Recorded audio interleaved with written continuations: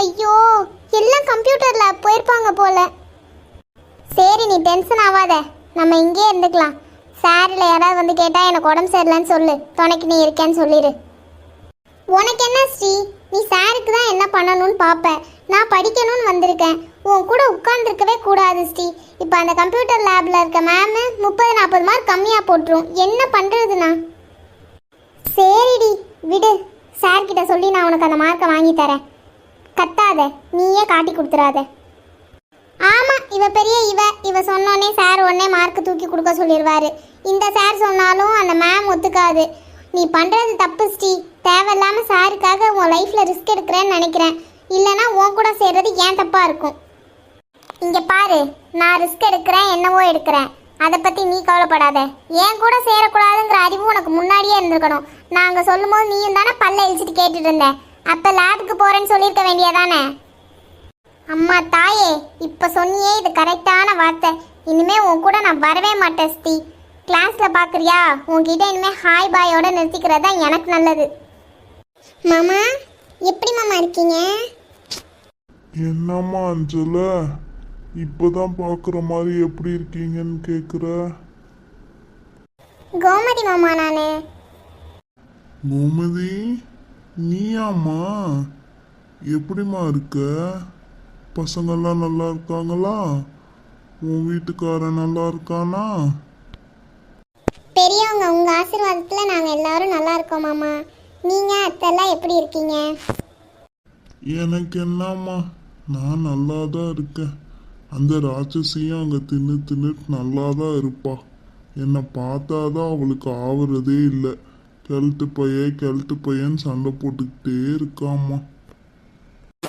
அத்தை இன்னமும் சண்டையை நிறுத்தவே இல்லையா மாமா? அவ தான் நல்ல சண்டைக்காரியாச்சே.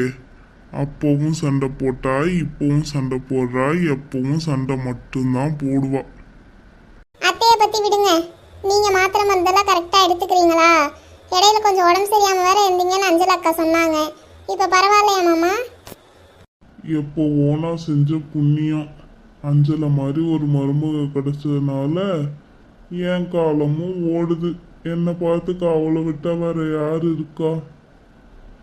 ஸ்டாக்லாம் ஏதாவது இல்லைன்னு பார்க்க சொன்னேனே, பார்த்தீங்களா? பார்த்துட்டேங்க மேடம். ஸ்டாக்லாம் என்னென்ன இல்லைன்னு எழுதி கொடுத்துருக்கேங்க மேடம். குடோன்லேருந்து எடுத்துகிட்டு வரேன்னு சொல்லியிருக்காங்க. எல்லாத்தையும் ரீஃபில் பண்ணி வச்சுருங்க.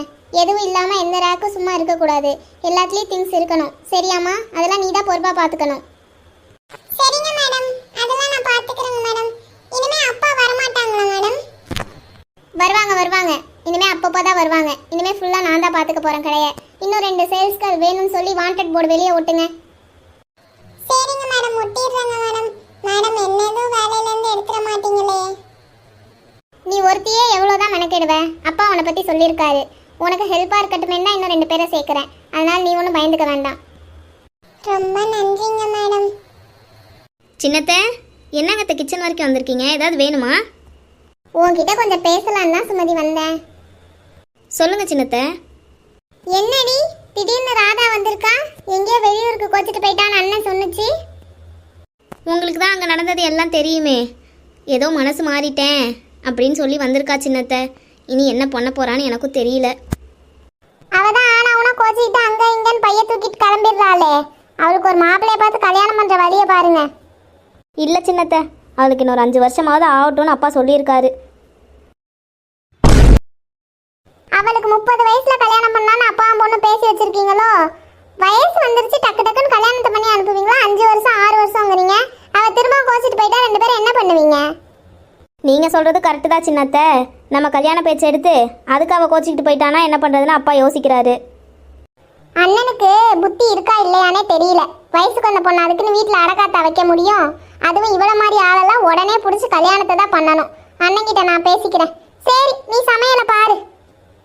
சின்னத்தையும் சுமதி ஏதோ சின்சியராக பேசிட்டு இருக்கீங்க போலையே. நாங்கள் என்னத்தை பிரியா பேச போகிறோம்? என்ன சமையல் மதியம்னு கேட்டு போகலான்னு வந்தேன். பெரியத்தை கிட்ட தானே நீங்கள் கேட்கணும். அவங்க தான் என்ன சமைக்கணும்னு சொல்லுவாங்க. அதை நானும் சுமதியும் செய்வோம். பரவாயில்ல, என் அக்காவுக்கு வாச்ச மருமகள் தான். என் அக்கா பேச்சை கேட்டு நடக்கிற மருமகளாக இருக்காங்க. எனக்கு தான் எப்படி அமைய போதோ. கொஞ்சம் வழி விட, இவ்வளோ பெரிய உருவம் போகுதுல்ல. என்னவா சுமதி இந்த அத்தைக்கு? ராதாவுக்கு குமரனை கேட்டுருவோங்கிற பயத்தில் சீக்கிரமாக ராதாவுக்கு கல்யாணம் பண்ணுங்கன்னு சொல்லாமல் சொல்லிட்டு போகிறாங்கக்கா. நம்ம 2 பேரும் தான் இங்கே வந்து லோல் பட்டுட்டு இருக்கோம். அந்த மாதிரி நீ ராதாவை கோத்து விட்றாத. ராதாவது வேற வீட்டில் போய் நிம்மதியாக வாழட்டும். எங்கே வேணாலும் ராதாவை கட்டி கொடுப்பேங்க்கா. ஆனால் இவங்களுக்கெல்லாம் கல்யாணம் பண்ணி கொடுக்குறதா எங்களுக்கும் ஐடியாவே இல்லை. இவங்களே கேட்டாலும் ராதாவை நாங்கள் தர மாதிரி இல்லை. வெயிட்டிங் ஹாலோட அவுட்புட் சூப்பராக இருக்குண்ணே. நம்ம இமேஜாக பார்த்ததை விட ரியலில் பார்க்க கொஞ்சம் நல்லா இருக்கு இல்லைண்ணே? அஞ்சலி, அஜய்க்கு தான் நீ தேங்க்ஸ் சொல்லணும். அவன் தான் எல்லாத்தையும் மெனக்கிட்டு ஒன்னொன்னி பார்த்து பார்த்து பண்ணிட்டு இருக்கான் இந்த ஆஃபீஸ்க்காக. எங்கண்ணே அவரு? ஆஃபீஸ்க்குள்ளே தான் ஏதாவது வேலையாக சுற்றிட்டு இருப்பான். இரு, அவனை பார்த்தா வர சொல்கிறேன். ஓகேண்ணே. அண்ணனும் தங்கச்சியும் என்னதான் தேடுறீங்களா? அஜய், உண்மையிலே நீங்கள் ரொம்ப ஹார்ட் ஒர்க் பண்ணிகிட்ருக்கீங்க அஜய். ஏன் நைட்டெல்லாம் தூங்காமல் கொள்ளாமல் கம்பெனி இங்கே இருக்கீங்க? கொஞ்சம் வேலை எங்களுக்கும் கொடுத்தா நாங்களும் பார்ப்போம்ல. ரெஸ்ட் எடுங்க அஜய். ஆமாம் மச்சான், அஞ்சலி சொல்கிறதும் கரெக்டு தான். நீ ஏன் போட்டு எல்லாத்தையும் நீ ஏன் மெனக்கெட்டுட்டு இருக்க? கொஞ்சம் வேலை எங்களுக்கும் பிரித்து கொடு, நாங்களும் பார்க்குறோம். மச்சான், நம்ம கம்பெனிக்காக நான் செய்கிறேன்டா. இதில் இன்னொரு காரணமும் இருக்குது. நான் வீட்டுக்கு எதுவும் போனேன்னு வச்சுக்கோ, எங்கள் அக்கா எப்படா பொண்ணு பார்த்து எனக்கு கல்யாணம் பண்ணலாங்கிற முடிவில் இருக்குது. அதனால கொஞ்ச நாள் எஸ்கேப் ஆகிறதுக்கு கம்பெனிக்குள்ளேயே சுற்றுறது தான் எனக்கு நல்லது. ஒரு பிளானோட தான் அஜய் இந்த வேலையெல்லாம் பார்த்துட்ருக்காரு போலண்ணா. வீட்டுக்கு போகவே பயமாக இருக்குது எங்கள் அக்காவை நினச்சி. அண்ணா, அஜயோட அக்கா நம்பர் வச்சுருக்கீங்க? இருக்குமா? உங்கள் அக்காவுக்கு ஃபோன் பண்ணி சொல்லட்டுமா அஜய்? நீங்களாக தான் இங்கே வேலையை இழுத்து போட்டு செஞ்சிட்ருக்கீங்கன்னு. அம்மா தாயே, உனக்கு கோடி கும்பிடு. தயவு செஞ்சு எங்கள் அக்காவுக்கு எதுவும் ஃபோன் பண்ணி தொலைஞ்சிடாத, கம்பெனிக்கே வந்துடும். ராதா, என்ன குமரன் இது? திடீர்னு சர்ப்ரைஸ்லாம் கொடுக்குறீங்க. நான் ராதானோட பயந்துட்டேன். நான் ஒன்றும் சர்ப்ரைஸ் கொடுக்கல. நீங்கள் தான் திடீர்னு வரீங்க, திடீர்னு கோச்சிட்டு போகிறீங்க. சர்ப்ரைஸ் கொடுக்குறது எல்லாமே நீங்கள் தான். குமரன், நான் ஊருக்கு வருவேன்னு எனக்கே தெரியாது குமரன். திடீர்னு முடிவெடுத்தேன், வந்துட்டேன். இது எங்களுக்கு சர்ப்ரைஸ் தானே. சொல்லாமல் தானே வந்தீங்க. திரும்ப சர்ப்ரைஸாக எப்படி சொல்லாமல் ஊருக்கு எப்போ போகிறீங்க? நக்கல் பண்ணாதீங்க குமரன். இனிமேல் ஊருக்கு போகிற ஐடியாலாம் இல்லை. என்னன்னாலும் அப்பா கூட தான். அதெல்லாம் இருக்கட்டும்.